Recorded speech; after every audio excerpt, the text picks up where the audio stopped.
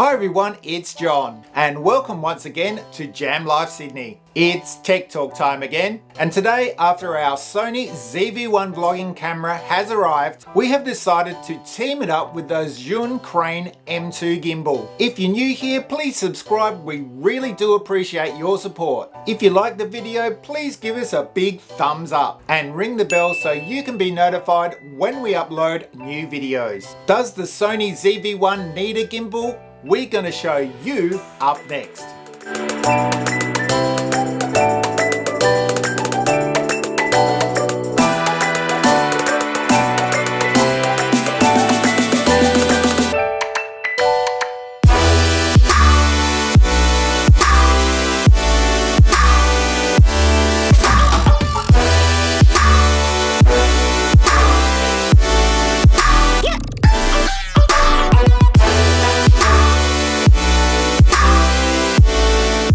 So before we get underway, just let me tell you we're not sponsored at all by either Sony or Zhiyun, so it enables us to give our honest opinion. So what we're doing here is putting Sony's active steady shot against the Crane M2 to see how it performs, and if we think that a gimbal is required with this camera. I will tell you that once you turn active steady shot on, you will crop your image down from 24mm to around 30mm, meaning you may have to hold the camera further away from you when vlogging. The camera is so light it hasn't really bothered me over the day I've been testing it.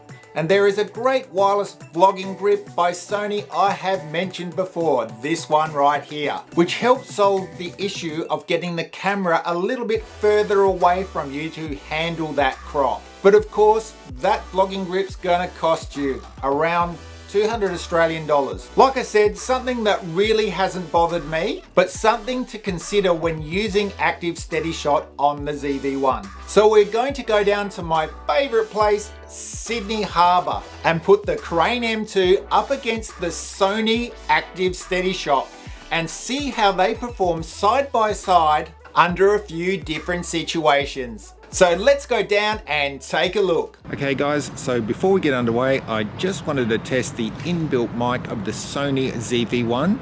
So here it is, test 1 2 3, test 1 2 3. Something else I wanted to check just before we got started, and that is selfie mode on the Crane M2.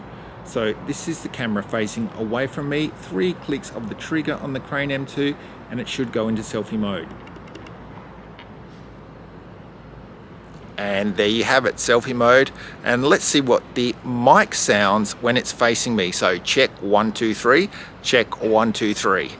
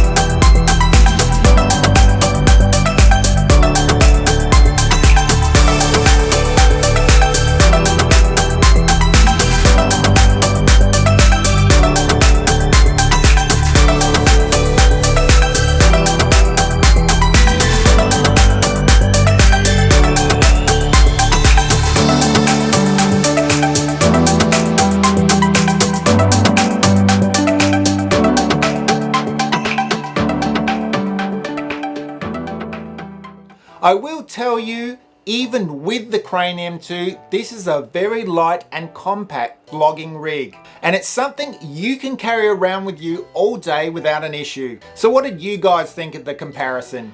Here is our takeaway. Firstly, a comment on the inbuilt mic of the Sony ZV-1. It sounds great from behind, but it is very directional and is a lot cleaner and louder when you are facing the camera. So if you want to do any commentary from behind the camera, I'd probably be taking an external mic with me. Sony's active stabilization performed pretty well when panning slowly and while walking around, but when running or walking fast, fell away. For normal use, I'd say it's the best Sony stabilization I've seen in a point and shoot camera. But if you want that professional cinematic look, I would use the Crane M2. Look, for everyday use, we think Sony's active steady shot will be just fine. But if you want a more professional look, for me, the Crane M2 is the way to go. And they are not really that expensive either. Also, the Crane M2 can be used with your mobile phone or an action camera. One thing for sure, now that we have the Sony ZV-1 vlogging camera, we are falling in love with it. It's so compact and light, but yet so powerful. Vloggers out there, you just have to get one of these. And that's all for this video, guys. Please don't forget to subscribe, ring the bell, and give the video a thumbs up if it's something that you like. If you have any questions about the ZV-1 or Crane M2, leave them in the comments section below, and I will do my best to answer them. You guys gotta get your hands on one of these, and we'll see you real soon. Yeah.